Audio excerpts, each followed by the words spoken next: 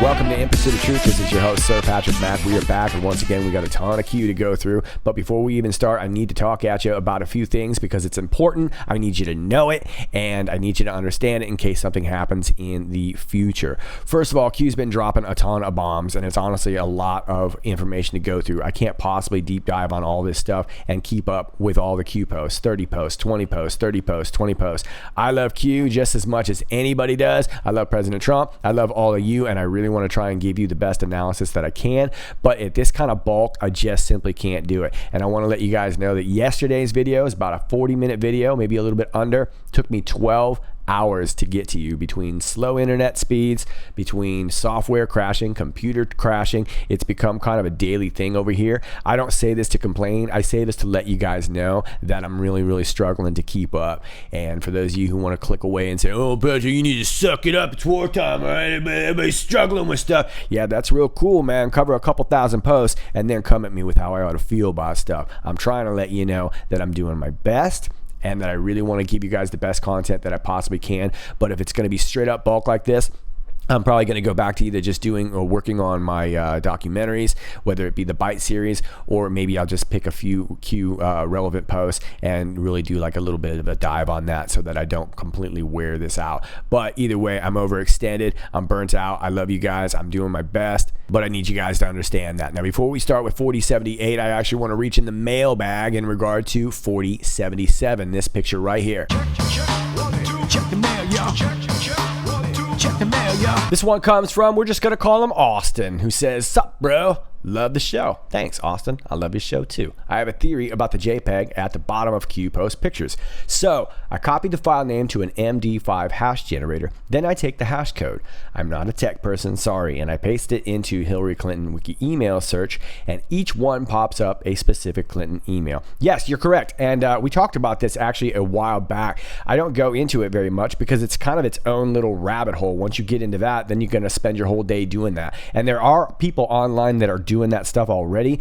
I haven't seen anything turn up that's really amazing, but I find it really curious, and I think you make a good point. But here's the point that I really like that you made. They only stay active for 4 to 5 hours tops. I'm wondering if this is a system of declassifying the right emails through people like Judicial Watch. I read that it would take 75 years to do a FOIA request for each one. My theory is this how Q and the team are feeding key emails to Tom Fitton to get FOIA requests and make Clinton emails public? I don't know. I'd like to hear what you think. You know more than I do. Well, I don't know that I know more than you do. Austin, sounds like you know quite a bit on your own. And I think it's a good question, and that's why I bring it up, because maybe some of the people that are actually working on some of this stuff may be able to help that out, because we all know that Tom Fitton over there at Judicial Watch is already overloaded himself. 75 years is a long time, right? So if we can kind of help expedite that process, that would be great. So I think your theory is worth exploring. I figured I'd share it on the show, so some of you tech geeks out there that really want to take that and run with it and see if that theory is correct could do so. So thanks, Austin, for your email. Post 4078, 55 minutes after the hour of 11, we get a Twitter status, oddly enough, to Tom Fitton. It was never about Russia. Targeting of real Donald Trump served to protect Hillary Clinton, and now Obama, Biden, McCabe, Brennan, Comey, Schiff, etc., and their enablers, co-conspirators in Obama admin from prosecution. And Q says, locked on target. Then we have painted in brackets, planned and immediate. So it looks like somebody is in the crosshairs. Usually when I hear the term paint, like to paint the target is to put your sight over something. So I'm assuming that might be what that meant. But I also wouldn't be surprised if we see the word painted in somebody's tweet coming up in the next few days. Sounds like one of those words that might pop up. But I thought it was very curious that we were just talking about Tom Fitton and his video pops up. It's about a 4.5 minute video, and I actually think it's worth watching. The whole thing is worth watching. It is from one of his speeches from the Conservative Leadership Conference, and that whole thing is about a 30-minute video on YouTube if you want to check it out. But let's check out these 4 minutes. We have conducted the most significant non-governmental investigations, frankly, in recent American history, if not. We uncovered the Clinton emails. We uncovered key information about Benghazi, tying the White House to the big lies about Benghazi, leading to the creation of Select Committee. The FBI followed our lead in terms of the criminal investigation or matter of Hillary Clinton. And certainly, Mrs. Clinton wasn't indicted officially, but there was a measure of accountability on Election Day, and certainly if the voters were sitting as a grand jury, you know what their verdict was on Election Day. And we didn't do it because I didn't know Hillary Clinton was going to run for office. But we did it because we had a right to these records under the law, and Mrs. Clinton thought she was above the law. She came into office immediately, and despite warnings from security people in the State Department, she thought she was going to do all of her business in private, and we know what she was trying to cover up. And she knew what the laws were. She knew what FOIA was. She knew what the requirements were for keeping your emails. She knew what the requirements were for classified information. But she thought she was going to get away with it. And she thought if anyone had to get her emails, they were going to have to go through her lawyer well after she was President of the United States. Well, it turned out very differently for her, didn't it? And everyone thinks she's out of the woods yet, I think, is naive. And I think the reason she's not out of the woods yet is the vociferous attacks on the president. It shows you that they are very nervous that if things settled down and the law enforcement focus became regular, someone like Hillary Clinton would still be facing significant criminal liability.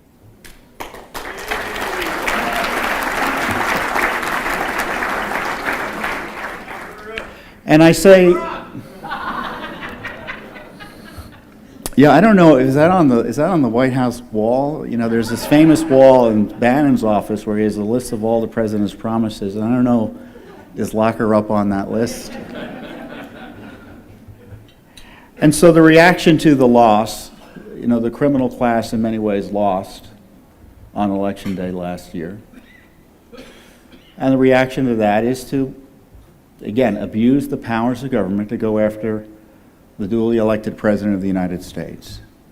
So they created what I call the unicorn theory of the election, that the Russians somehow hacked the election and Donald Trump was in collusion with the Russians, ignoring the fact that the only specific information we had about foreign money going into someone's personal coffers was related to Mrs. Clinton, for which she still needs investigation.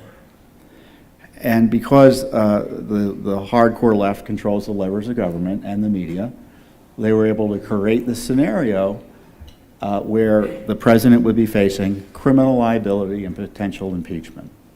And if they can't get him, they'll get his family.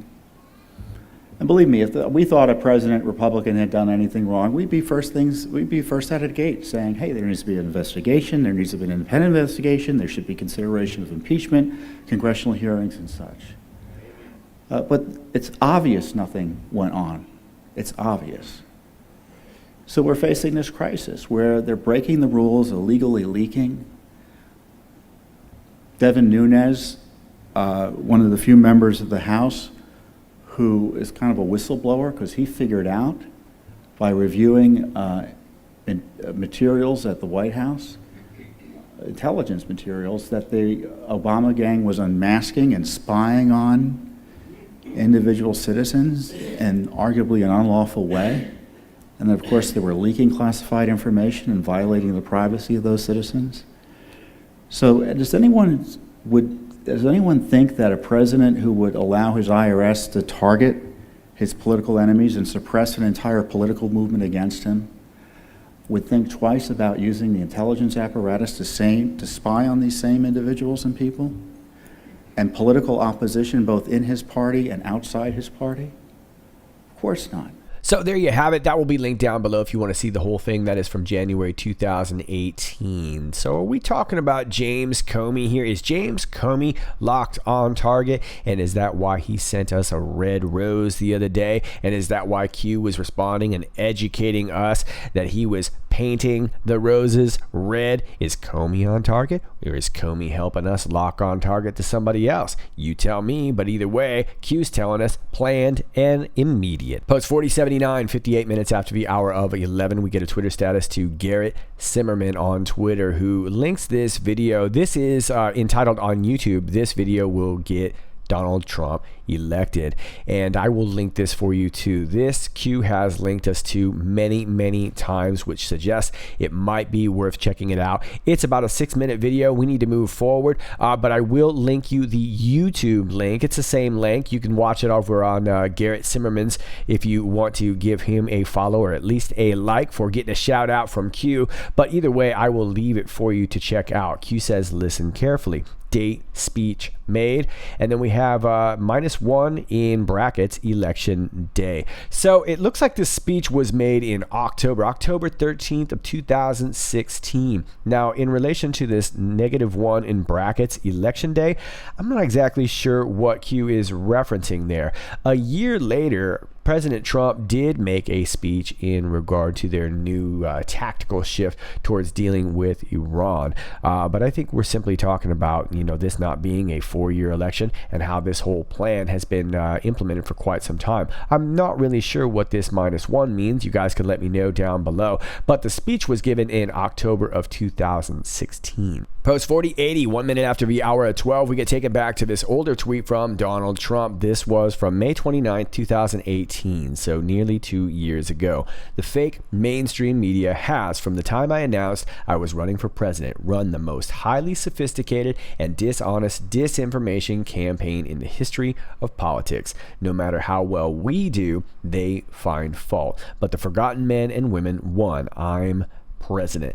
Okay, so we've known this for quite some time, and it's starting to seep out a little bit. I noticed the other day, I think probably some of you guys picked up on it. It was Laura Ingraham over there on Fox, and she was talking about CNN quote-unquote reporter Vanderbilt Cooper, and she let a couple of just sort of, I don't want to call them Freudian slips, but they were sort of these little slips that she let go, talking about contractors and things like this, kind of hinting that he might be a little clownington, which I'm pretty sure we all understand could very well be possible, right? But this has long been going on.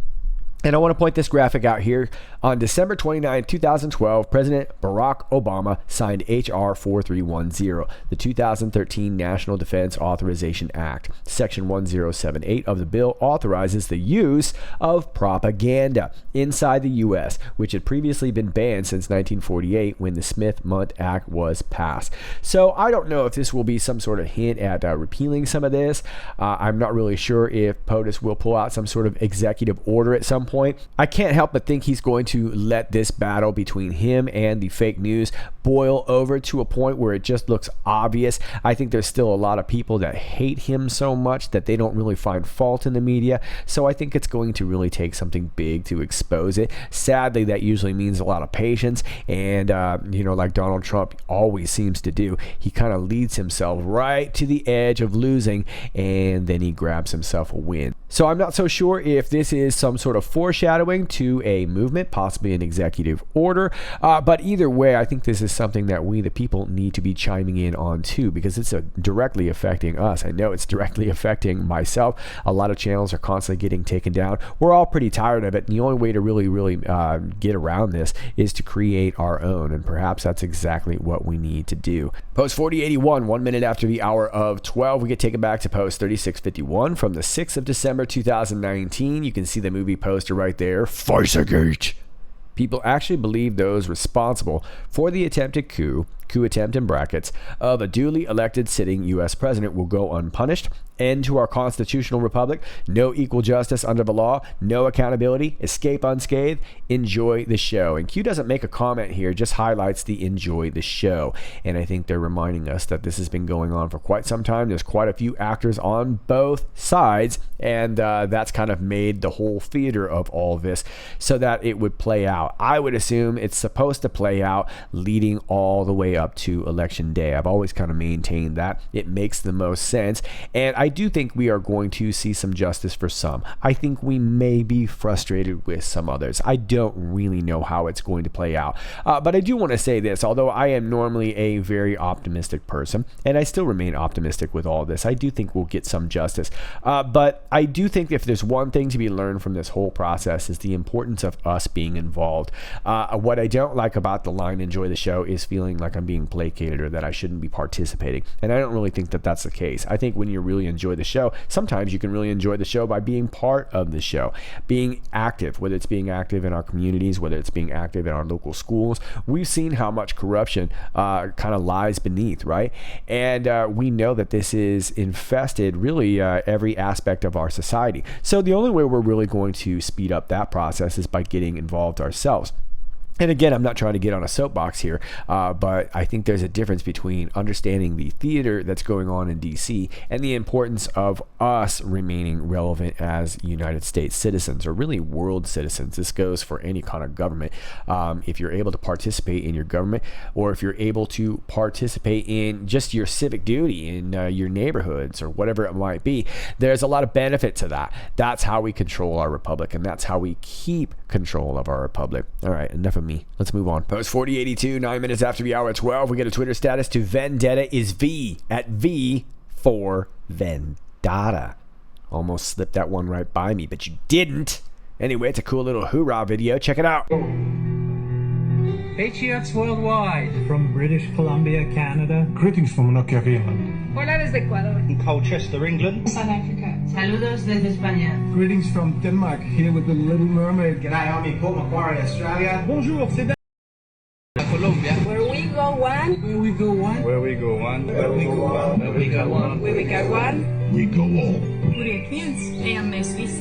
यहाँ कोई एक जाएगा, वहाँ सब जाएंगे. Wohin wir auch gehen. Gehen wir gemeinsam. Donde vamos uno, vamos todos. Where we go one, we go all. Yeah! We go on!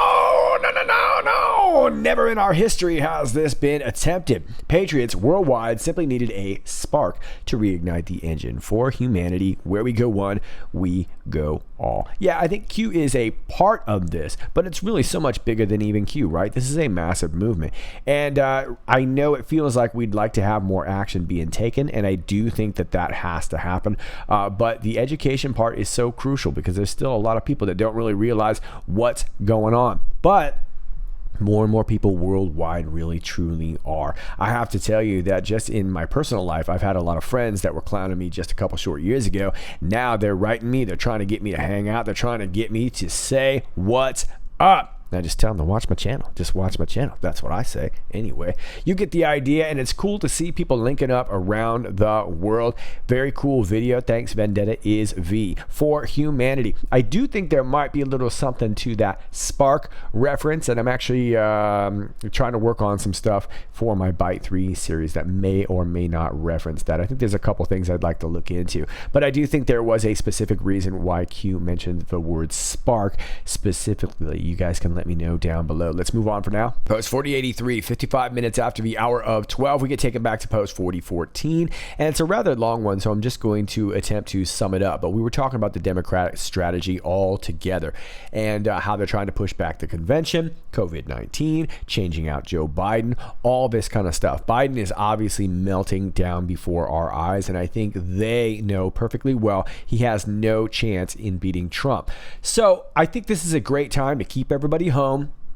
And it serves a couple purposes, right? Weakens our immune systems like we were talking about, gets us all vaccinated and tracked like they're hoping to do, pull out all the stops with this because they know the only thing that's going to come next is another loss to Trump. So knowing that Biden isn't going to be able to beat Trump, they need to be able to find a slick way to replace him. getting you to vote by mail, and making this move while everyone's at home and they can't really protest the same way. You can't really keep Congress in session. It's a great way to just kind of do this all quietly and change the batter, right? So it looks like we're eventually going to have a different presidential candidate. Who will that be? And the link below takes you to a Hill article from the second, a Hillary Clinton, Barack Obama ticket to replace Joe Biden. Is it even possible? Now, forgive me because I'm using a blocker, an ad blocker here, so there's a lot of red hyperlinks. We're just reading the black text here. Desperate times do indeed call for desperate measures. For the Democrats, a truly desperate time could come if Joe Biden, down here, is forced to withdraw from the presidential race. While the former vice president is the presumptive Democratic nominee to face off against President Trump in November, his nomination is still far from official. Some Democrats tell me they fear that Biden's political survival is getting more problematic with each passing day. Yeah, you don't say. They cite three main issues. The first is their concern that an allegation of sexual assault leveled against Biden by former staffer Tara Reade won't go away anytime soon. Yeah, and I would like to interject. I said this the other day. I don't know 100% either way. This could be political play from the Republicans, but it just seems very convenient. It almost seems like the Democrats are using this so that they can use it as an excuse to replace him without anybody really batting an eyelash, right? Next, they worry that another shoe could drop regarding questions related to Biden's son Hunter and his business dealings. And that's the big one, right? Burisma. Lastly, some Democrats are concerned about Biden's age and possible cognitive issues. And of course, that's what we're all clowning online, right? So let's take you down to the meat of the matter here. Who might be in consideration to become the new nominee and who would be selected as the vice presidential running mate? Several likely combinations come to mind, starting in many minds with New York Governor Andrew Cuomo. But one particular truly out-of-the-box combination stops the discussion in its tracks. And I want to stop right there because this is perfect for the media. One particular truly out-of-the-box combination. What that really means is we're foreshadowing Hillary Clinton and Barack Obama as her running mate. So I know everyone's probably going to freak out about this. And of course, Hill is saying now, before everyone rolls their eyes, let that sink in for a moment and do some fairly simple calculations about voters and swing states in your heads. No matter how you add it, subtract it, or divide it, that math would spell trouble for the Trump campaign. And to be fair, this would actually rally a lot of troops. I think that's what they've been gunning for this whole time. That's the idea. They're not going to put the worst chance for a win up there, right? Biden is essentially that. So let's check out the legalities here. The next obvious question is this. Does the Constitution allow Obama's selection as a vice presidential running mate, given ambiguous language in the 12th and 22nd Amendments? The 12th Amendment states that no one ineligible to the office of president shall be eligible to that of vice president of the United States. The 22nd Amendment, the not Franklin Delano Roosevelt again amendment, states that no person shall be elected to the office of the president more than twice. The operative word here might be elected. If Obama were selected as Clinton's running mate and she had to leave office for any reason, then Obama would succeed her. At least one constitutional expert is on record saying there is nothing to prevent such a scenario. Okay, so I think you see what's going on here. There's already a little strategery going on, and we should have known this was coming. Let me take you back to 2219 from the 20th of September 2018, and you can see Q's response to an anon saying, are they going to continue to hide behind sexual misconduct, or will the truth come out? Q says sexual misconduct is the public shelter to accept resignation. Well, we've seen this example a few times, but now we can see it being kind of relevant with Joe Biden, right? Watch those announcing 2020 presidential running. So this kind of suggests to me that that was sort of their long-term plan too. Put Biden up there, and then we're going to toss out a couple of these sexual misconduct allegations. We're not going to follow through with them. We're just going to use it as a reason for him to step down. And now all of a sudden, Hillary Clinton can kind of swoop in and save the day. And of course, you know how these people feel about Barack Obama. He's their hero. You cannot attack a political opponent. So once they're in the campaign, it's going to be political persecution if any sort of indictments come along. Now, hopefully that race will be able to beat them. This is from Real Clear Politics. Thanks to Lisa Mae Crowley for highlighting this. This is exactly what we're talking about. Attorney General Barr said there is no time limit on when he would make any public indictments, such as near the 2020 election, as none of the targets of the investigation are running for president. Well, that may change. So we'll have to see how this plays out, but I find it very interesting that Q is referencing Tom Fitton's comments.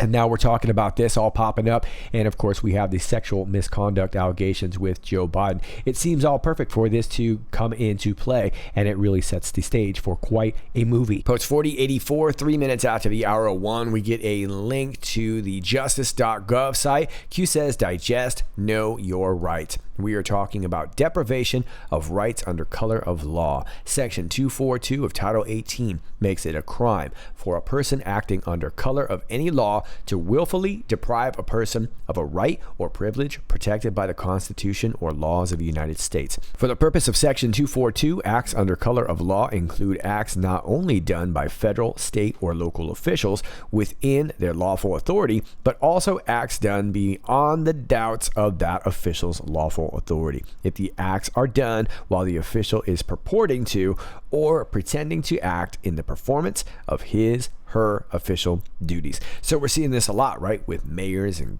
governors and all this kind of local politicians starting to play God in your community. And most of you are being affected by this right now. Persons acting under color of law within the meaning of this statute includes police officers, prison guards, and other law enforcement officials, as well as judges, care providers in public health facilities, and others who are acting as public officials. It's not necessary that the crime be motivated by animus toward the race, color, religion, sex, handicap, familial status, or national origin of the victim. The offense is punishable by a range of imprisonment up to a life term or the death penalty, depending on the circumstances of the crime and the resulting injury, if any. And that goes on to be a little more specific right here in Title 18. So what we're talking about here is exactly what we're seeing being violated in our states, right? Whether it's your local governors or your mayors. I can't really keep track of what everybody is doing separately, but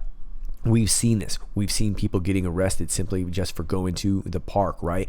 And, this goes back to what I've been saying kind of all along. None of us are trying to champion any kind of armed insurrection by any means. But the fact of the matter is that a lot of your local officials are ignoring the law, and they're actually breaking the law. So knowing this is very, very important when dealing with the law. This might be something that you might want to even print up and show to them. Maybe you could post it on your door or whatever. But the more we know about this, the more we know how to handle our rights. And we do need to know our rights at this time, because the fact of the matter is that we can sit around and wait for Q and wait for President Trump to hopefully drop these indictments or whatever. But what if that never happens? What if that never happens? What do you do? What do you do?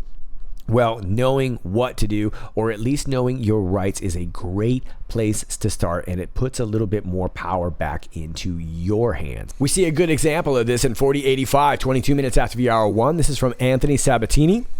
The state's attorney office, 6th Circuit, just dropped their case against my client, Galen Wood, the first Floridian to be arrested for opening a non-essential business. And this business was called Kitchen Table Games. They were serving food, of course, curbside pickup, and that's what they didn't like. It's clear there is no valid legal authority for either the state or local emergency orders. That sums it up right there. It's clear there is no valid legal authority for either the state or local emergency orders. And Q just showed it to you right there. So that should be very empowering for guys like Galen Wood. I imagine it will work for people like us, right? These guys don't have any legal authority, and let's face it, we can deem them non-essential too, right? You're non-essential, governor. You're non-essential, mayor. You're non-essential, Dr. Fauci. I think you see how this works, right? We can play this game too.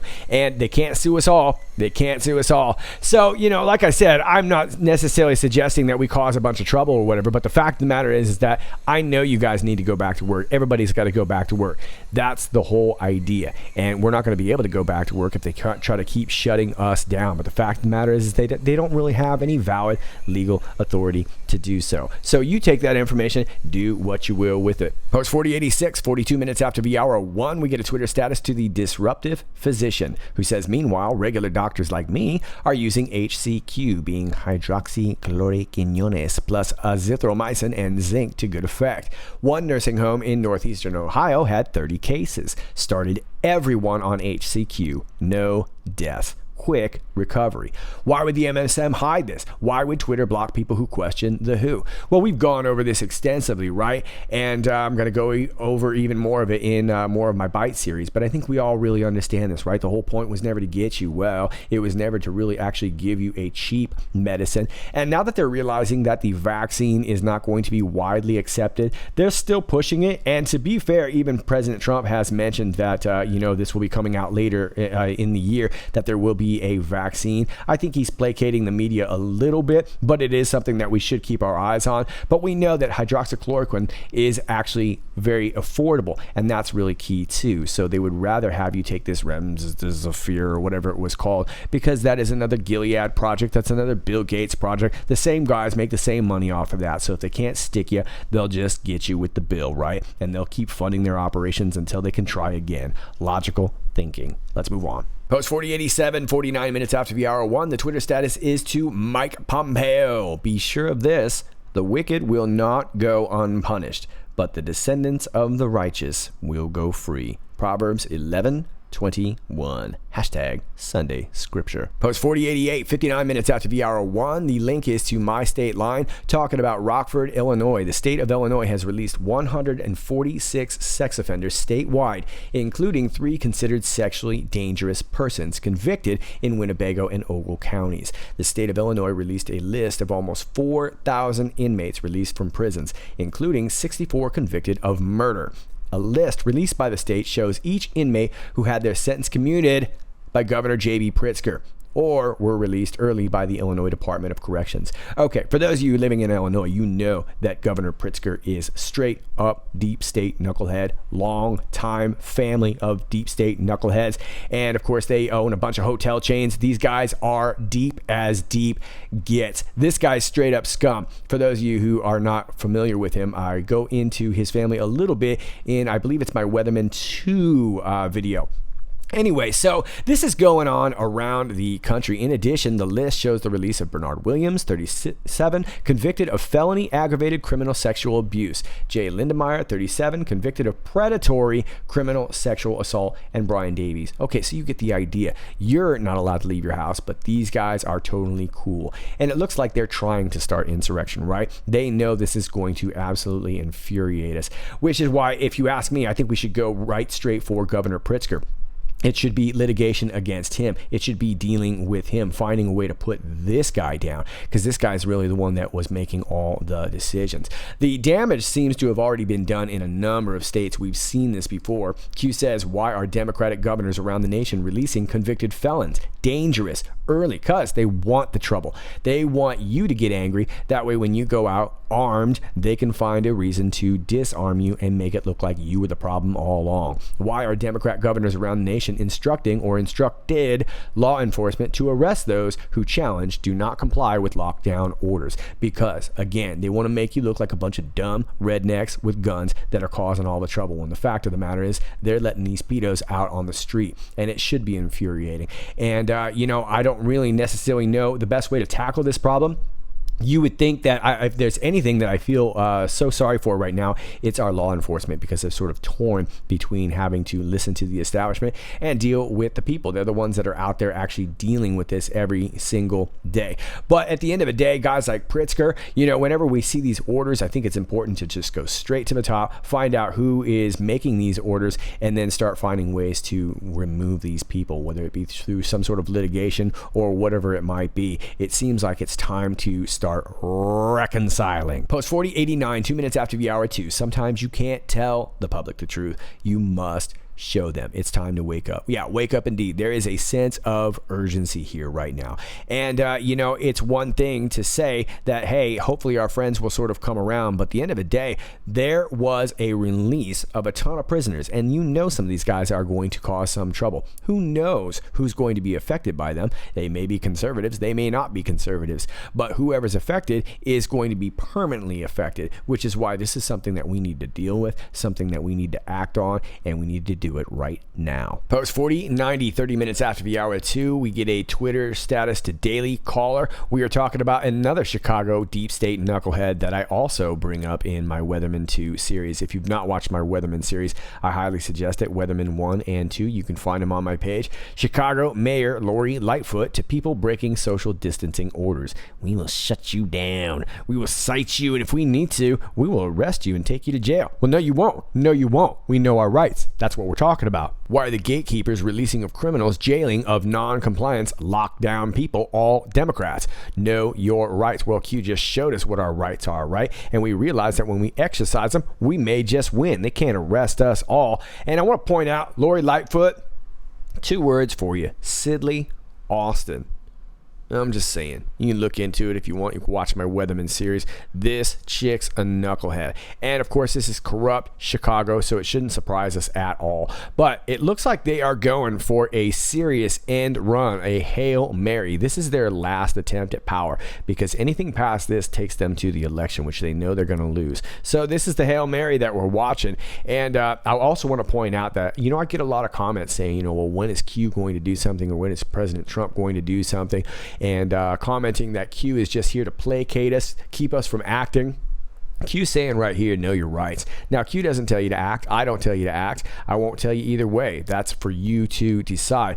But I just want to point out that Q's never said anything about not acting. As if anything, really getting all this information into you should make you want to act, make you want to feel like you might want to do something. Boy, I'm on my soapbox again today. Look at me all pumped up. You get the idea. If you want to get involved, get involved. 4090. Let's move on. Post 4091, 40 minutes after the hour 2, we get a tech review link on Twitter, and Q says, ready to stand up. From MIT Technology Review, this new workplace monitoring tool issues an alert when anyone is less than 6 feet apart. Amazon is also using similar software to monitor the distances between their warehouse staff. All right, so you can see there, the people in the red, they're standing too close. You're going to get the Rona.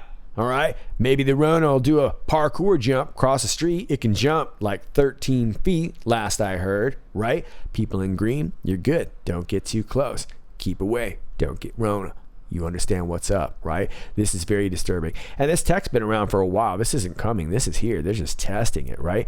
So I guess the point that I would only make with this all is that we're looking at a company like Amazon, who a lot of people want to use, right? Amazon Prime. How many of you are using Amazon? A lot of us, obviously. That's why this guy's worth billions in the first place. So this guy is allowed to run the Washington Post, which controls the most fakest of news. And this guy is using tools like this, not just for their warehouse staff, but keep in mind, Amazon plans to deliver all your stuff with their drones. So don't think for a second that technology is not going to be launched in all those drones. Next thing you know, eye in the sky is everywhere you look, blocking out your sun, getting in your way, and telling you how far you need to be from somebody. And if you don't think it's real, just freaking look at it. It's real. So what to do about it? I don't know. As a matter of fact, I will put a top comment down below in the YouTube video. You guys can offer some of your suggestions, because that's actually what I'm really curious about. What would you like to do moving forward? How do we deal with these tech companies? Look, a lot of us are using Amazon, right? Really, really handy. We're ordering food from Amazon. We're ordering all these things. It would be amazing if we could cripple Amazon, but are you willing to go without groups like Amazon? There's kind of the conundrum, right? And I guess for me, my concern is that this guy is also running our fake news. Doesn't seem like Amazon is looking out for us at all. Looks like they're only just looking at us. Post 4092, we get a Twitter status to Josh Schaefer. Q says, can you see clearly? Well, we can see police arresting Apex tattoo artist who opened in defiance of order. This is Apex Tattoo Studio in Apex, North Carolina, and that is Matthew Jax Myers right there, opening up because he had to. He said he just needed to feed his family, needed to get going. Kind of hopes that his move would inspire others. So if you're needing a little ink and you're in the North Carolina area, you want to clean it up a little bit, maybe Matthew Myers can help you out. Maybe you can help a brother out, put a little ink on you, tattoo the Rona on your back, maybe tell everybody, hey, look, I got the Rona all the time and it doesn't bother me none.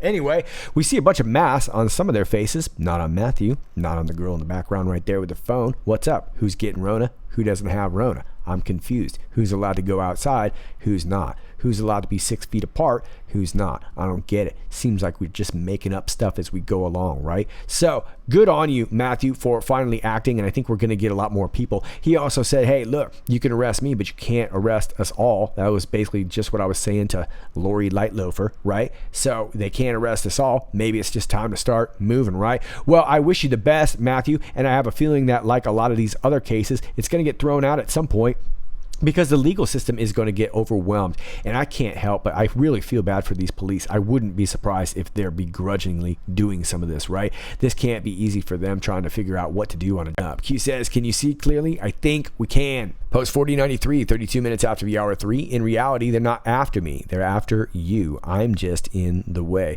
Yeah, I look at it this way. A guy like Trump, whether he's a true elite or not, he's definitely very wealthy. And I suppose if he knew something was going to go down and was just all about self-preservation, he could hook himself up with a bunker, right? He could get himself a bunker in New Zealand, camp out, don't get the Rona, let us all die, right? I suppose he could. But whether you like Trump or not, one thing's come out of the administration: a great awakening. People are really, really waking up. People are understanding how fake the news is. People are getting awakened to a lot of things, even if they don't like President Donald Trump. People, an informed, free thinking, pubic, that's funny, awake is their greatest fear. United, we stand. Okay, so we got a capital united, and we stand is not capital, which leads me to think that maybe we're talking about you somehow, and we've got a missing L. So we got a missing L and some weird capitalization right there. I don't know exactly what it means. I just want to point it out, and maybe by the next video I'll have some more insight on that. I noticed another inconsistency in the next post, which we're going to talk about here. 4094, 42 minutes after the hour 3, we look back at a couple earlier tweets. Intelligence has just reported to me that I was correct and that they did not bring up the coronavirus subject matter until late into January, just prior to my banning China from the US. Also, they only spoke of the virus in a very non-threatening or matter-of-fact manner. Yeah, if you'll remember, I don't know if you guys remember this this basketball player, Rudy Gobert, plays for the Utah Jazz. This was right around the time we knew about coronavirus, but nobody was taking it very seriously, including him. And he was touching all these microphones to the reporters. Then, like in 48 hours, it's all blown up to this really serious issue, and he becomes public enemy number 1. Now, I'm not saying that to blame the basketball player, but it was a situation that turned on its head so quickly. Fake news. Got it wrong again, as always, and tens of thousands of lives were saved by my early ban of China into our country. The people that were allowed, that's got a contraction there, that was the other one I noticed, were allowed, were heavily scrutinized and tested U.S. citizens, and as such, I welcome them with open arms. And then we just basically see the same quote right here. We see DJT, Donald J. Trump, and these are the same as I just read you. These are the links to the original tweet. And then we have this very non-threatening intel assessment. What would have happened if POTUS challenged the COVID-19 narrative from the beginning? Well, we talked about it yesterday, right? He would have been public enemy number 1, as if it already isn't bad enough for this guy. The world would have hated him. He would have looked like a heartless jerk, because this was going on all over the world, right? Everyone's hashtagging everything, right? All the celebrities are singing Kumbaya on Zoom, right? Everybody's tripping out over this stuff. So he would have been the biggest jerk. Now he's a racist, he's a jerk, he's an evil dictator, whatever it is. All the same things they're going to say about it, just more amplified, right? So he needed to play along a little bit. Maybe that's why he's talking about these vaccines. All right, well, maybe we can get them down the line, by the end of the year or whatever, but he keeps telling us that this thing's going to be over real soon. So it's hard to really know. I think, as always, we need to keep our eye on the POTUS just like anybody else. That's the idea of participating in your government. But It wouldn't surprise me that he's just kind of kicking some of these ideas down the road too, saying, yeah, okay, we got to develop a vaccine or whatever. He knows that he really wants to shut this down, but he does need our help to help prove this and to help get it shut down so that we can open back up. Boy, I'm back on my soapbox. I caught myself, didn't do it, not doing it. We're moving on. That's what we're doing. That's what we're doing right here. 40:95, 52 minutes after the hour 3. Stay with me, deplorables. You'll love how this movie ends. And it's signed by Q+, and everybody knows that Q+ is POTUS, and POTUS is Q+. That's POTUS. You'll love how this movie ends. That's what the POTUS says, and those are your Q posts. As always, if you like this video, please click like, share, and subscribe. Thanks to all of you who do that already. All my links are down below. My P.O. box is down below. My email is down below if you've got information for me, and my Patreon link is down below if you'd like to support the channel. It's all down below. This is Sir Patrick Mack. Till next time, stay focused. No, I'm serious. Stay focused.